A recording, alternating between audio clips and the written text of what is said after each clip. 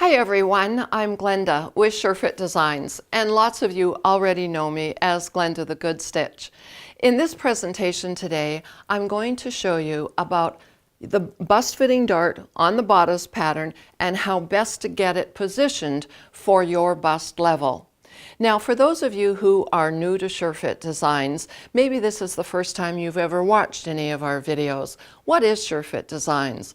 Well, very briefly, what it is a pattern fitting and designing system that allows you to blueprint your unique body shape and size. So SureFit Designs provides you with the master pattern, and you take your unique body measurements and then you mark your measurements on the master pattern. Let's take a quick look at this. The measurements provided on the master pattern go from 28 inches around, or 71 centimeters, up to 62 inches around, 62 inches around, which is 157.5 centimeters. So we service both our imperial and our metric customers around the world. Then, once you've got your measurements taken, you mark in your specific measurement dots, you connect them together with our unique tool called the SureFit Designing Stylus, and you end up with a body blueprint. Now, the purpose of this demonstration is not to show you how to draw off your blueprint. We've got all kinds of other video resources to help you do that. The purpose of this particular video is to show you how to position your bust fitting dart, depending, of course, on where the level of your bust actually is on your body. So, knowing that we're going to focus right here, I've gone ahead and pre-drawn a portion of this bodice. And I said that this person had a 40-inch bust, which is approximately 101.6 centimeters. So I've marked in the 40 dot at the neckline on the shoulder line, at the shoulder point itself, at the underarm, and at the top leg of the bust grading series of dots.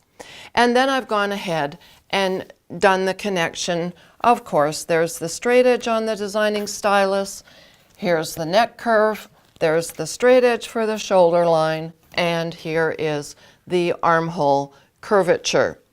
And I've also connected from the underarm point to the top leg of the bust grading series of dots. And this, of course, says full bust measurement, which I said was 40 inches around.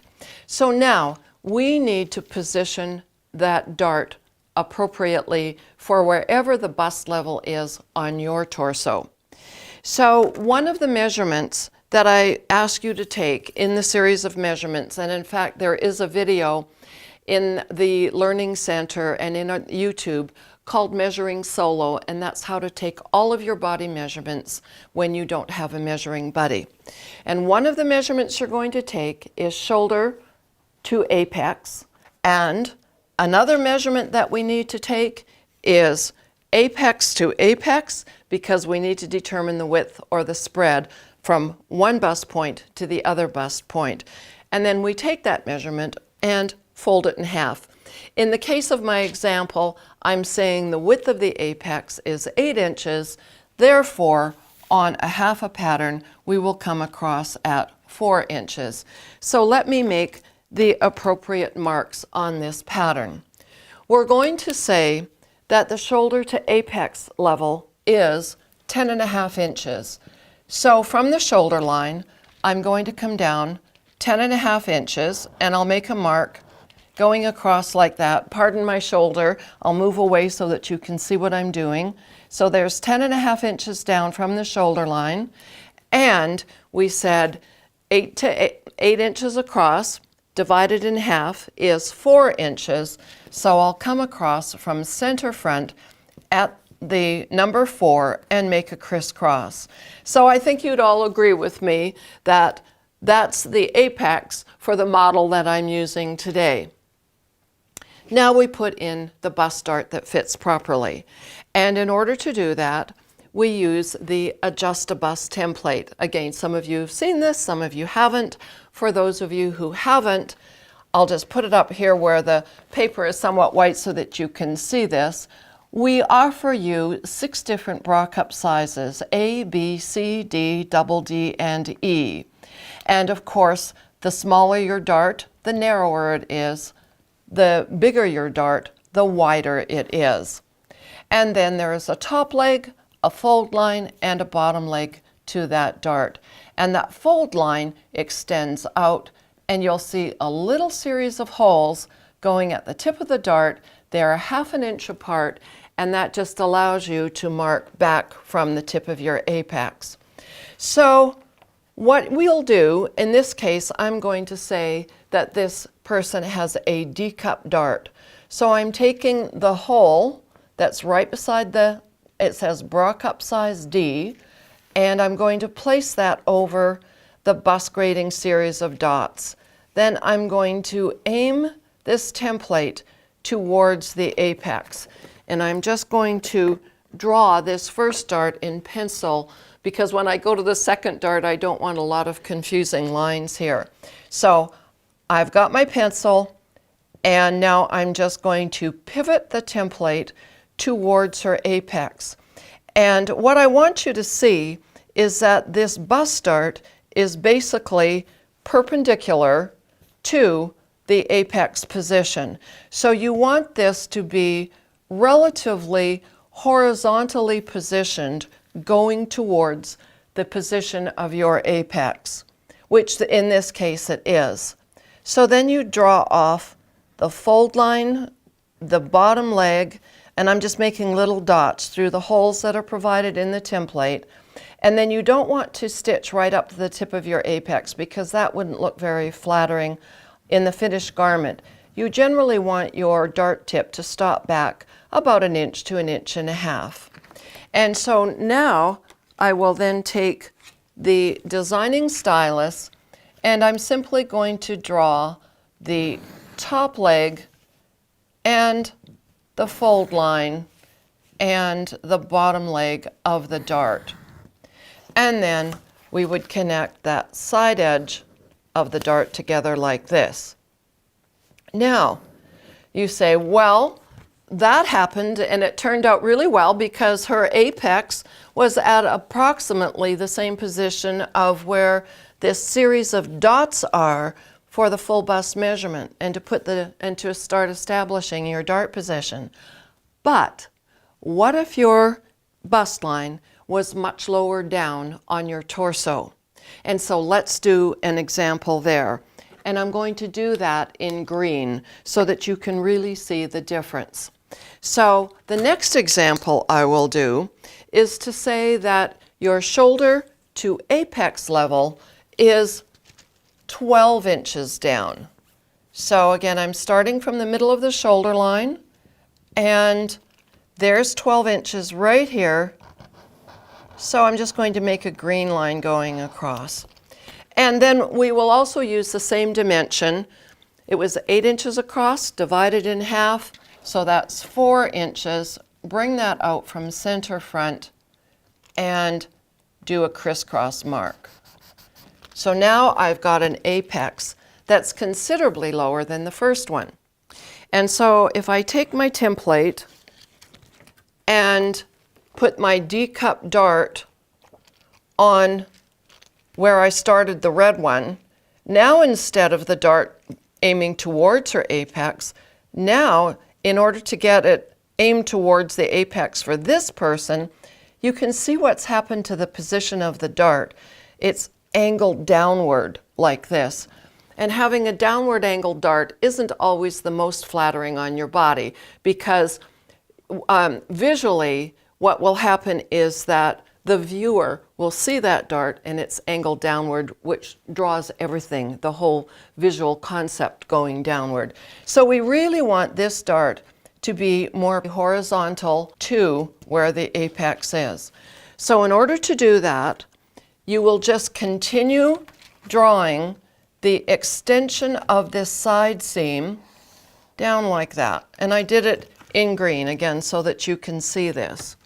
So you would take your D cup dart, start it on your full bust measurement number in the initial position, but then follow, just slide the template down. I'll do this slowly.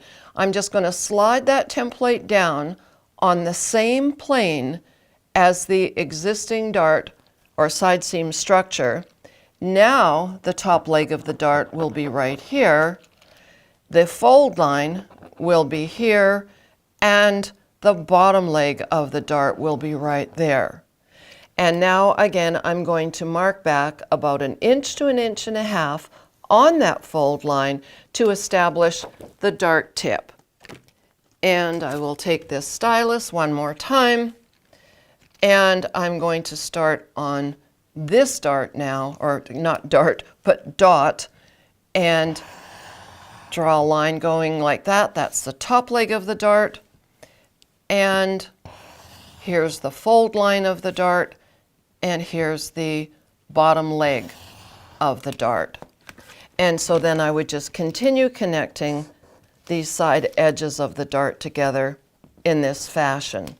So you can see what's happened is the whole dart has shifted down, and it's still relatively horizontal on the bodice, and it's aimed towards your apex.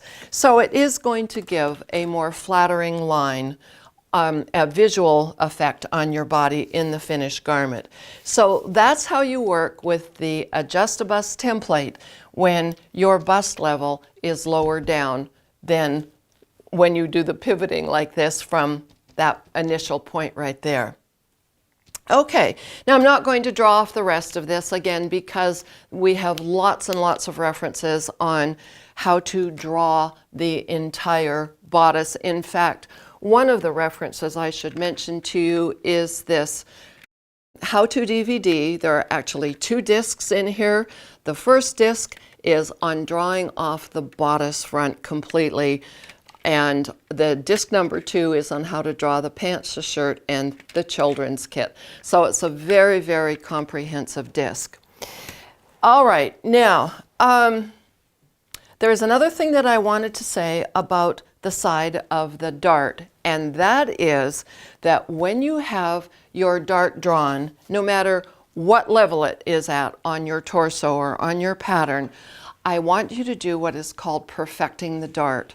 And that means that you're going to fold the dart into position in paper, and then you're going to cut the side seam to get the corrected dart cutting line for the side of the dart. That's really important so that this dart extension sits smoothly in the side of the seam line when you're sewing your garment together.